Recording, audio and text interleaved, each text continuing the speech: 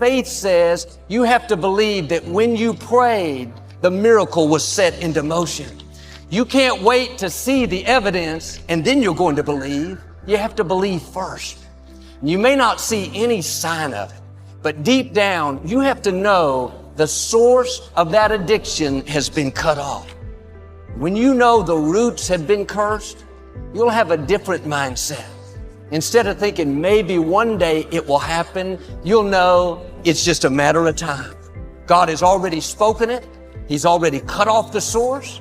Now all you have to do is walk it out. It's time to drop it and move forward.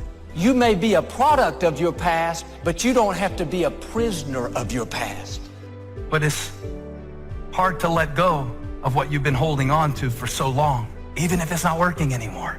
It's really hard to let go. It's like, beg you, see it differently. I beg you to let go. It's not normal. It's just old.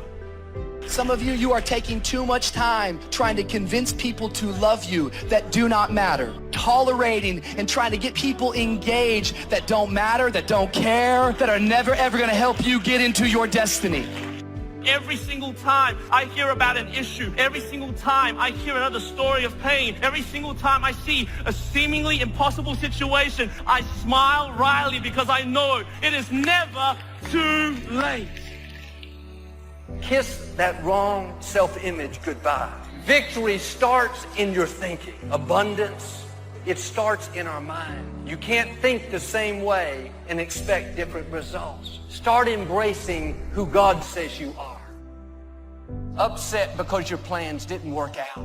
It's time to kiss some things goodbye. Don't bring bitterness into a new year. Don't bring self-pity, a chip on your shoulder. That was in your past. It doesn't belong in the future. You cannot embrace the new things God has in store as long as you're holding on to the old. What we think about is really what controls us. This is a control tower, that everything else is a result of how we think. And we can't control everybody else in control of all of our circumstances, but we are going to respond to circumstances in one way or the other. And so what you have to ask is this: what is it that determines what I think? This mind of yours controls everything else in your life. Are you satisfied with your life as it is? Are you? Is your life giving you what you want? If you had your life to live over again, could you have done more than what you've done thus far? When I ask audiences that, most people agree, yes, I could have done more. I know I could have done more. I've wasted a lot of valuable time. You're going to lose something, lose money. You can recapture that. Don't lose time. You can't get that back. Program your mind, because all that you will do or not do, have or not have, accomplish or not accomplish, will be a direct derivative of what's going on inside of your mind. So if you don't get clear thinking on an issue, you won't be able to develop in that area. Look at somebody and say, it's time for a change. Well, what stops us? What stops us from making the changes that we need in our behavior, in our situation? It's the mind. If you keep doing what you've been doing, you're going to keep getting what you've been getting. So if you're at a place in your life and you ain't happy with it, you have to change some things. But you have to make a conscientious decision that you're going to change. And it's not dependent on anybody else. It don't matter what your mama think. It don't matter what your coworkers think. It don't matter what your siblings think. It don't matter. This decision is yours and yours alone. Nothing that's happened to you is a surprise to God. Before He laid out the plan for your life, He already knew every person who would hurt you, every mistake you would make, every loss you would go through. And the good news is, for every setback, God has already arranged to come back. For every disappointment, a new beginning. For every failure, restoration. You have to put your foot down and say, that's it. I may have gone through some disappointments. I may have made some mistakes, but I'm not going to waste the time I have left worried about what I could have done better, upset over what didn't work out. I'm stepping out of the was and I'm coming over into the is. I'm dropping the offense, dropping the failure, dropping the hurt. I'm not living my life with any more baggage. I'm going to live my life free. We find ourselves announcing our standards to our relatives, our friends, our associates. We shout our beliefs and condemn those who believe any differently, but then we don't walk the talk. We end up acting in a way far different from the beliefs we've shouted. This is inconsistent. This leads to a loss of credibility among those who watch us. And more importantly, this leads to a loss of credibility within ourselves. The only thing worse than one who is inconsistent in applying their self-imposed disciplines is one who has never considered the need or the value of discipline at all. So what kind of courage do you have? Is yours sort of floating between depending on the situation? Or do you know the difference between right and wrong for your life? And you've made up your mind. Our mind is the control tower of our life. All of our decisions are there. And the truth is, whatever we are today is the result of what we've been thinking about all those years. As a man thinketh in his heart, so is he. So if you don't like what's going on around you, maybe you should ask yourself the question, what am I thinking about? What do I think about myself? What do I think about other people?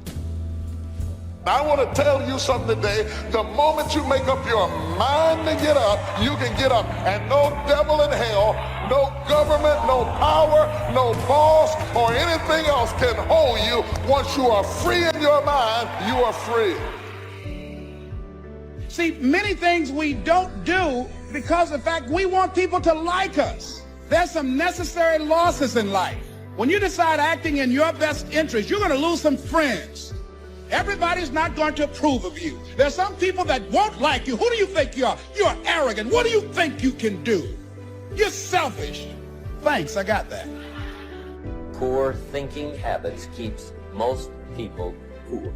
Not poor working habits. Most people work hard, but they don't think hard.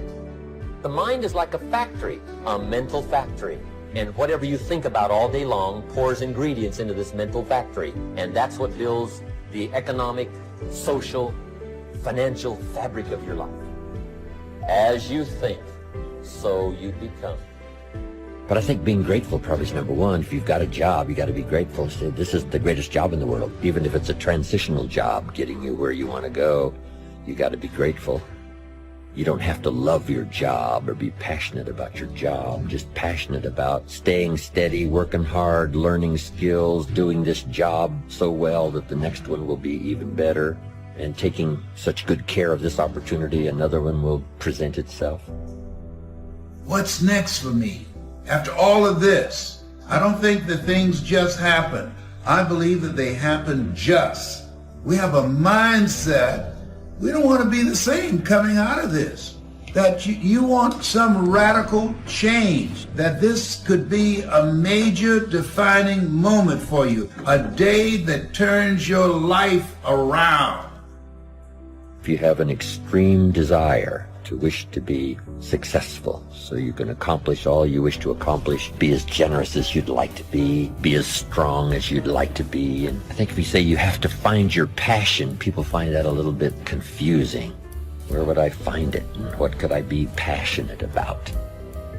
I guess you could start with saying, I'm passionate about providing unusual success for myself and for my family. Then I think the key is to let what you want to accomplish, let that grow.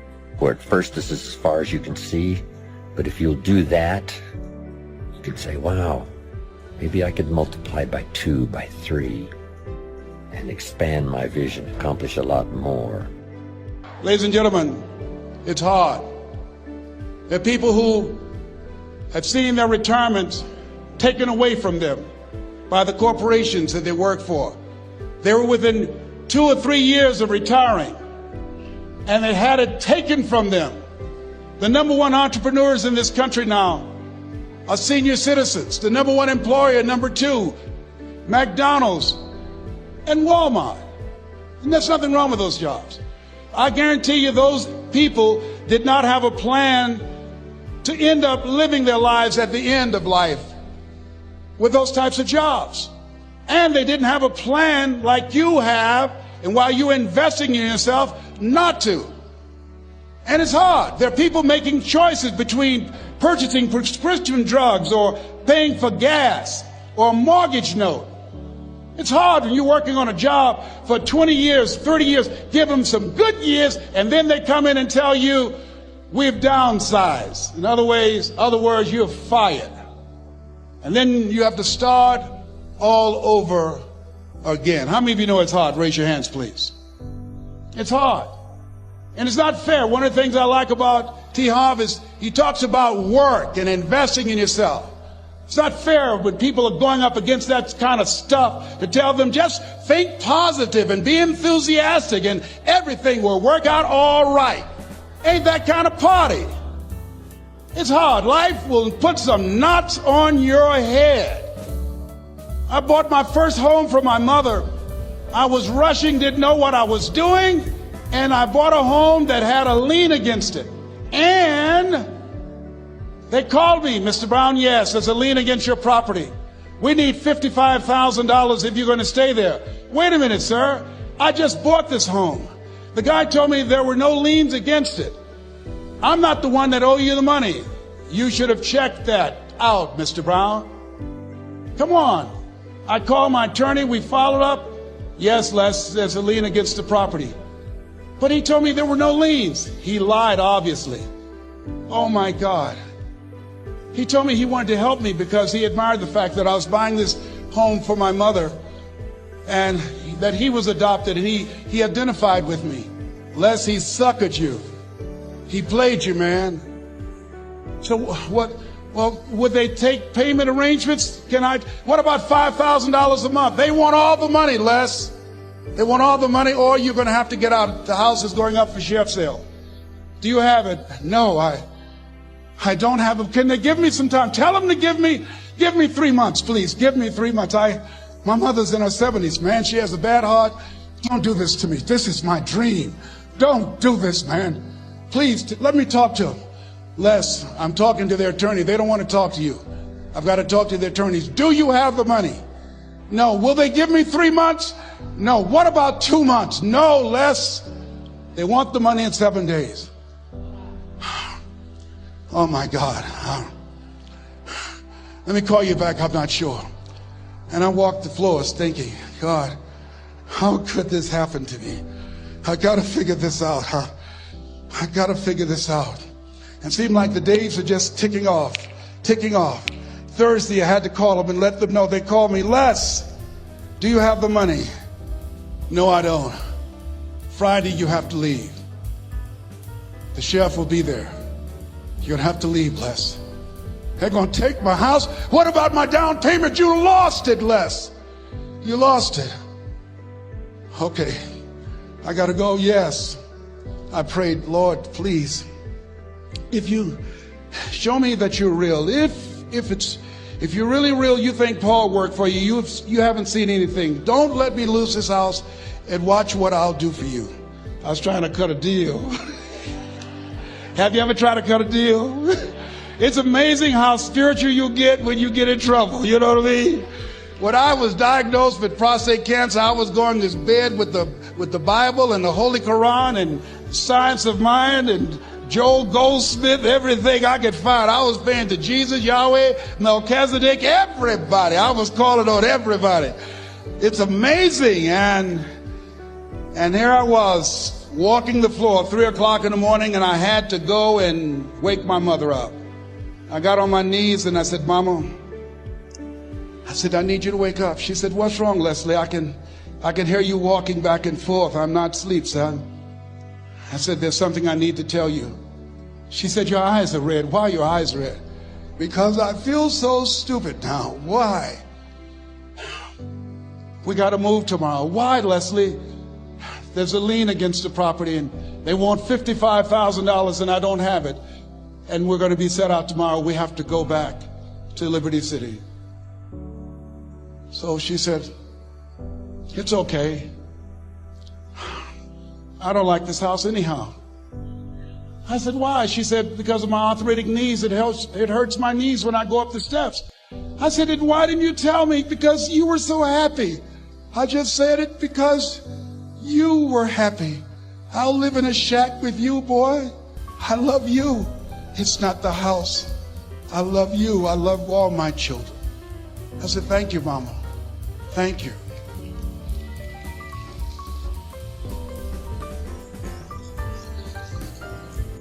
And the next day when we were in the truck going back to Liberty City and we pulled down 68th Terrace, the neighbors came out and said, "Whoa, Mamie, y'all coming back? Are you back?" "Yes." "What happened to the home your boy bought for you? Those boys you adopted?" Leslie didn't do a title search. He made a mistake. And boy, I was so humiliated. How many ever made a mistake that you were just humiliated? Raise your hands. I was devastated. I was taking the furniture off the truck, and my mother came and I was crying. And she said, "Boy," I said, "Yes, ma'am." She said, "Hold your head up." I said, "Mama, I can't." She said, "Hold your head up." I said, "Why? Look what I've done." She said, "It's okay. It's okay. You are going to make a lot of mistakes in life, young man. You're going to fail your way to success. You have nothing to be ashamed of. Keep your head up and take that furniture back in the house." I said, "Yes, ma'am." And I learned something from that. If you ever go through something, hold your head up. If you ever make a mistake, hold your head up. If you ever do something and everything goes wrong, life catch you on the blind side, hold your head up. It's not over. Goethe said, "That which does not kill you will make you stronger." Hold your head up. There is another level. The only reason you keep saying there isn't is you feel so exhausted about where you are. But life, the universe, or God is just testing you because there is another level. If this is good, giant jump to excellence, giant start good, poor to good to excellence. There's a level where all your dreams are realized. There's a level that you've always dreamed about. It is real. It has not gone away. But it takes that extra burst when you think there's nothing left, there's no way, you've tried everything 10 million times, and you keep going. It's almost like God is saying, if you keep hitting this wall enough times, I will see that you will not stop, that you are filled with that level of determination, faith, and courage, and then the door opens, and you get to that next level. But what most people don't know is, the next level is just 2 millimeters above. And it's called outstanding, ladies and gentlemen, outstanding. What's it called? What's it called? What's it called? Outstanding, magnificent, unstoppable, extraordinary, not excellent. It's a different level. It's a level where you are not one of the best, you are the best. And you know what's amazing? You only have to be 2 millimeters more than everybody else and you get everything. You get the joy, the laughter, the fun, the family, the passion, the economics, the freedom, the spirit. It's all there. What Jerry Maguire called the Quan, baby. All of it. And it's just 2 millimeters above, and most excellent people give up because they're exhausted. And there's some people who go, the harder I hit it, the more I hit it, sooner or later it's going down. I'm not stopping. And when you do that enough, it pops open. I was in Johannesburg a little while ago, and I went through the airport. And I went into the men's room or washroom or bathroom, however you want to call it. And so I walked in to the men's room, and the first thing I hear is, "Welcome to my office." And this was the janitor at the Johannesburg men's room. That's funny. Who janitorized, or I'll make up a word, cleaned the toilets like Mozart composed music. Now that man has no money. That man probably has very little education. That man is judged by the world as having an unimportant job. Right. And that man is a hero, could be a hero to millions of people. Why? Because he actually saw himself as an ambassador to South Africa. And his passion was palpable. And his visceral commitment to doing work at the highest level was like you don't see even from the CEOs. Right. And all I'm saying is, even the person in the with the broken heart, the person who's down on their knees, whether they see it or not, they have a choice to rise above their circumstances. And leadership and humanity is a testament to the people who have done it. I mean, you you look at Mandela, 27 years in imprisonment. When his son died, he wasn't allowed to attend the funeral of his own son. He said that was one of the great pains of his life. And what did he do? The victim looks at something like that, torture, and says, I am broken. And they give up and they close their heart, they close their mind, they close their creativity, and they blame the rest of their life on what happened to them. Mm-hmm. But Mandela, what he chose to do was to use it as an opportunity, because actually the things that break your heart, if you choose, can open your heart. Fear, the world says fear is bad. Fear is only an opportunity for bravery training. And what he did was he used those 27 years of torture to open himself mentally, physically, emotionally, and spiritually, to the point where when he was released and became the president of South Africa, he invited his jailers to sit in the front row at his inauguration. And he was asked why, and he said, because if I don't, I'd still be in prison. And that's a long way of saying, but, we do make excuses because we are very good at self-deception. Because if we actually had to face the responsibility of playing with our bigness in the world, we'd have to let go of our addiction to our excuses and leave what's safe. Am I making sense? No, totally. No, you're totally making You'd sense. have to leave what's safe. I mean, we are addicted to crisis sometimes. It makes no sense. We are addicted to pain. Mm-hmm. And we'd have to actually leave the pain to go out to the possibility of pleasure and joy and greatness. And believe it or not, that frightens us. Right. So we make these excuses and then we blame people. Oh, Joe or Robin, I don't like the way he looks.